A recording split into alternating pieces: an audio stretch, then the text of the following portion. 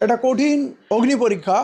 বাংলাদেশ নেপালের মতো হবে কিনা জানি না। বারুদের স্তূপের উপরে আমরা দাঁড়িয়ে আছি, পুরো দেশে কিন্তু অভ্যুত্থান হয়ে যাবে। ভারতবর্ষ একটা বড় দেশ, এত জায়গায় কিন্তু কন্ট্রোল করতে পারবে না এবং মানুষের মধ্যে प्रचुर ক্ষোভ জ্বালা আছে। This is a right time. देश की जनता जागो, नहीं तो तुम भी एक दिन ऐसी लट खाओगे इस सड़क पे, आंसू गैस की गोले खाओगे इनसे। যন্তর মন্তর শুধু না, গোটা দিল্লিকে একেবারে একটা ওয়ার জোনে পরিণত করে দেওয়া হয়েছে। মেট্রোর মধ্যে শাটার নামিয়ে সাধারণ নিরস্ত্র ছেলে মেয়েদের ওপর লাঠিচার্জ করছে পুলিশ। কাশ্মীরি গেট ক্রস না করলে নেটওয়ার্ক পাওয়ার কোনো জায়গা নেই। বিভিন্ন অঞ্চলগুলোকে নেটওয়ার্ক বন্ধ করে রেখেছে ভারতবর্ষের রাজধানী শহরে।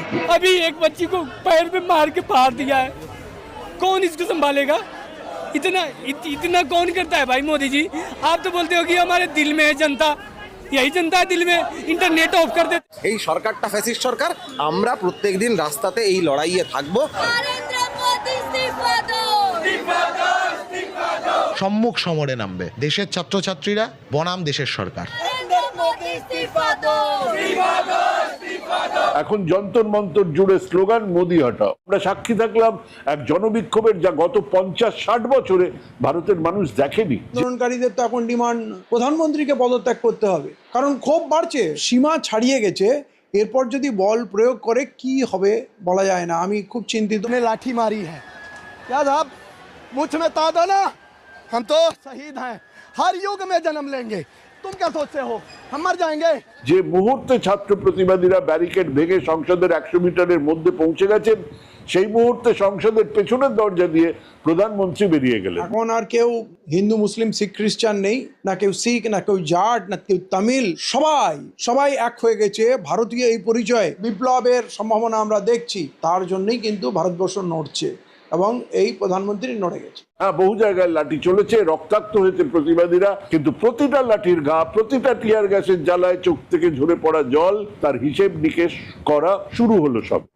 ভারতে নরেন্দ্র মোদীর সময় শেষ। নরেন্দ্র মোদীকে আর চাইছে না ভারতের শিক্ষার্থী এবং সাধারণ জনগণরা। শ্রীলঙ্কা, বাংলাদেশ এবং নেপালের মতো জেনজিদের কাছে হার মানতে হচ্ছে নরেন্দ্র মোদীকে।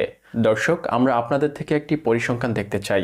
কারা কারা নরেন্দ্র মোদীর পতন চান আর কারা কারা নরেন্দ্র মোদীকে ক্ষমতায় টিকে রাখতে চান? আপনারা সবাই আপনাদের মতামত কমেন্ট করবেন। দেখতে চাই কাদের সমর্থন সবচেয়ে বেশি।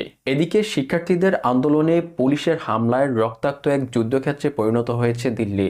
যেখানেই শিক্ষার্থীরা একত্রিত হচ্ছে, পুলিশ তাদের লাঠিচার্জ করে ছত্রভঙ্গ করে দিচ্ছে।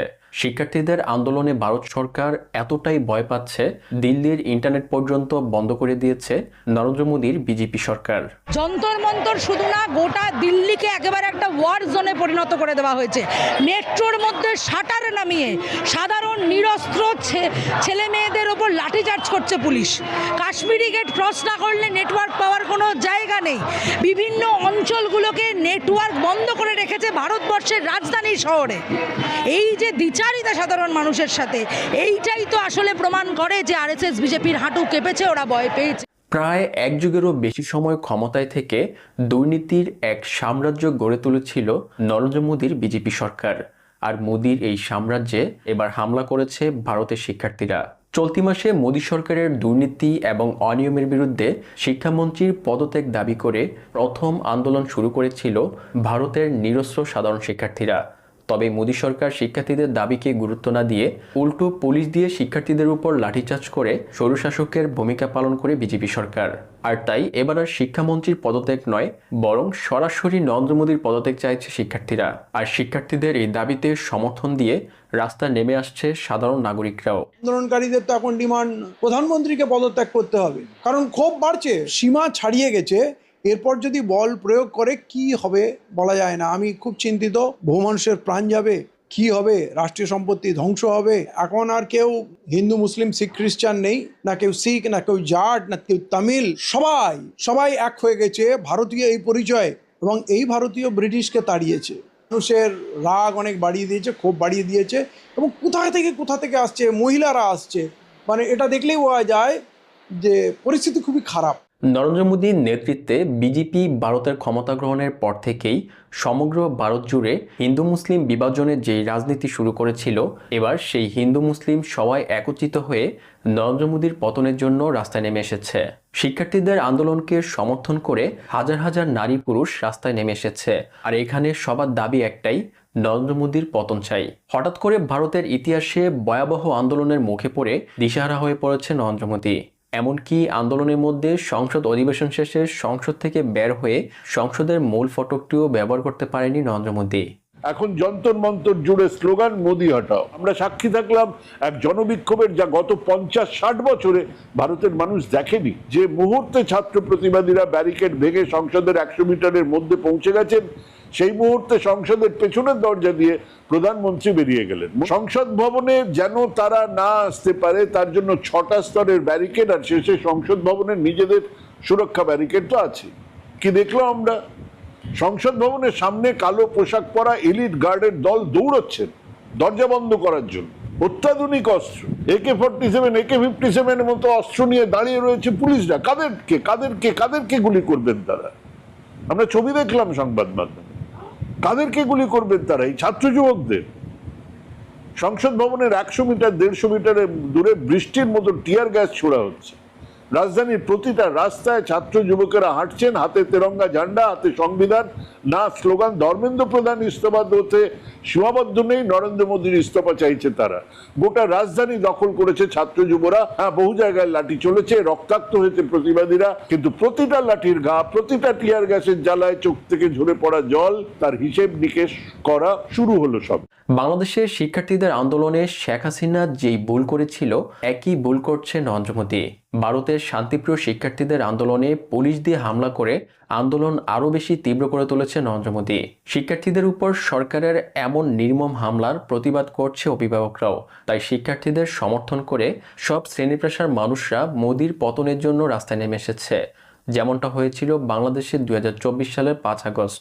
ভারতের রাজনৈতিক বিশ্লেষকরা বলছে ভারতের পরিস্থিতি ভয়াবহতার দিকে যাচ্ছে। বিভিন্ন রাজ্যে রাজ্যে এই আন্দোলন ছড়িয়ে পড়লে আরও বেশি ভয়ঙ্কর পরিস্থিতি তৈরি হবে। এটা কঠিন অগ্নি পরীক্ষা। বাংলাদেশ নেপালের মতো হবে কিনা জানি না। অন্যায়টা মানুষ মেনে নেয়নি, তার প্রতিক্রিয়ায় কিন্তু পুরো ভারতবর্ষ ভেঙে পড়েছে। ওখানে লাখো লাখো যুবক যাচ্ছে ভারতবর্ষের বিভিন্ন প্রান্ত থেকে, এবং বিভিন্ন রাজ্যে প্রদর্শন শুরু হয়ে গেছে। বারুদের স্তূপের উপরে আমরা দাঁড়িয়ে আছি। পুরো দেশে কিন্তু অভ্যুত্থান হয়ে যাবে। ভারতবর্ষ একটা বড় দেশ, এত জায়গায় কিন্তু কন্ট্রোল করতে পারবে না, এবং মানুষের মধ্যে প্রচুর ক্ষোভ জ্বালা আছে। দীর্ঘদিন থেকে ভারতের প্রত্যেকটা রাজ্যে রাজ্যে নরেন্দ্র মোদী এবং বিজেপি সরকারের বিরুদ্ধে প্রতিবাদ করছিল ভারতের সাধারণ নাগরিকরা। তবে ক্ষমতার অপব্যবহার করে নাগরিকদের সেই প্রতিবাদগুলো বারবার পুলিশ দিয়ে দমিয়ে দিয়েছেন নরেন্দ্র মোদী। কিন্তু এবার শিক্ষার্থীদের আন্দোলনের সাথে সাধারণ নাগরিকদের সেই প্রতিবাদ আরও বেশি ভয়ঙ্কর হয়ে উঠেছে, যা বিজেপি সরকারের নিয়ন্ত্রণের বাইরে চলে যাচ্ছে। সমগ্র ভারত জুড়ে শিক্ষার্থীদের আন্দোলন এখন বিজেপি সরকার এবং নরেন্দ্র মোদীর পতনের কারণ হয়ে উঠেছে। গোটা দেশের ছাত্র সমাজ তারা আন্দোলন করছে, তাহলে গোটা দেশের ছাত্র সমাজ যে কথাটা বলতে চাইছে সেইটা সরকারের শোনার মানসিকতা নেই, ওটা ওদের মনোভাবই না। ওটা একটা ফ্যাসিস্ট সরকার, যারা শিক্ষাটাকে বেঁচে দিতে চায়, যাদের যায় আসে না দেশের কজন মারা গেল না, সাধারণ মানুষ বেঁচে থাকলো কি থাকলো না, তারা খেতে পেলো কি পেলো না, তারা ডাক্তার হলো কি হলো না, ভালো ডাক্তার পেলো কি পেলো না, পড়াশোনা করতে পারলো কি পারলো না।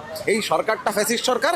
আমরা প্রত্যেক দিন রাস্তাতে এই লড়াইয়ে থাকবো, এই সরকারটাকে কান ধরে টেনে অন্তত আমাদের দাবিটা আদায় করতে ওদেরকে বাধ্য করব। ভারতে এক থমথমে পরিস্থিতি বিরাজ করছে। কি আছে নরেন্দ্র মোদী এবং শিক্ষার্থীদের ভাগ্যে? নরেন্দ্র মোদী ক্ষমতা আঁকড়ে ধরে রাখতে এরই মধ্যে রাষ্ট্রীয় আইনশৃঙ্খলা বাহিনীকে ব্যবহার করে আন্দোলনকারীদের দমন করার চেষ্টা করছে। এমনকি দিল্লিতে ইন্টারনেট সংযোগও বন্ধ করে দিয়েছে মোদী সরকার। অন্যদিকে ছাত্ররা জীবন দিতেও প্রস্তুত, কিন্তু রাজপথ ছাড়বে না। পুলিশের লাঠির আঘাতেও আন্দোলন থেকে পিছপা হচ্ছে না ছাত্ররা। এমনকি আন্দোলনে আহত হয়ে হাসপাতালেও যেতে চাচ্ছে না আন্দোলনকারীরা। আন্দোলনকারীদের সবার একটাই দাবি, নরেন্দ্র মোদীর পতন চাই।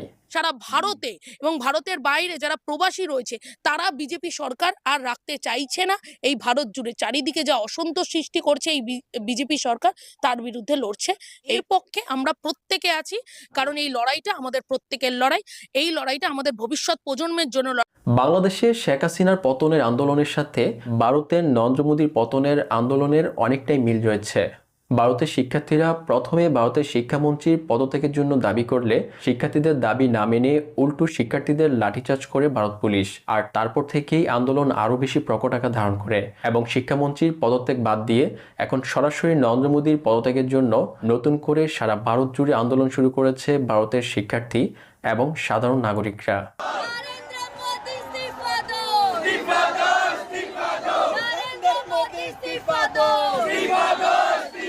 এদিকে শ্রীলঙ্কা, বাংলাদেশ এবং নেপালের পর ভারতে নরেন্দ্র মোদীর পতনের জন্য ভারতের জেনজিদের ভারত জুড়ে কঠোর আন্দোলনের আশঙ্কা ছিল অনেকদিন থেকে। ভারতের প্রতিবেশী দেশগুলোতে জেনজিদের সরকার পতনের আন্দোলন নিয়ে বেশ উদ্বিগ্ন ছিল নরেন্দ্র মোদীও। আর এবার সেই উদ্বিগ্ন সত্যি করে ভারতের ইতিহাসের সবচেয়ে বড় আন্দোলনের মুখোমুখি হচ্ছেন নরেন্দ্র মোদী। বলা হচ্ছে এই আন্দোলন নরেন্দ্র মোদীর পতন ঘটাবে। এরই মধ্যে সারা ভারত জুড়ে সবার মুখে মুখে নরেন্দ্র মোদীর পতনের আওয়াজ তুলেছে ভারতীয়রা। তার ইমিডিয়েট পদত্যাগ করা উচিত, এর থেকে বড় আর কিছু হতে পারে না। এবং পদত্যাগ না হলে উনি পালাক, যেভাবে আজকে নেপালের অবস্থা, যেভাবে বাংলাদেশ হয়েছে। আচ্ছা আমার একটা কথা বলুন তো, বাংলাদেশ নিয়ে এত কথা বলছে, বাংলাদেশের প্রধানমন্ত্রী কোথায় আছে? রেস্কিউ করে কে নিয়ে এসছে ইন্ডিয়াতে বাংলাদেশের প্রধানমন্ত্রীকে? ওই নরেন্দ্র মোদী তো নিয়ে এসছে। দর্শক, শ্রীলঙ্কা, বাংলাদেশ, নেপালের মতো ভারতের জেনজিদের হাতে নরেন্দ্র মোদীর পতন হোক কারা কারা চান, আপনাদের মতামত অবশ্যই কমেন্ট করবেন।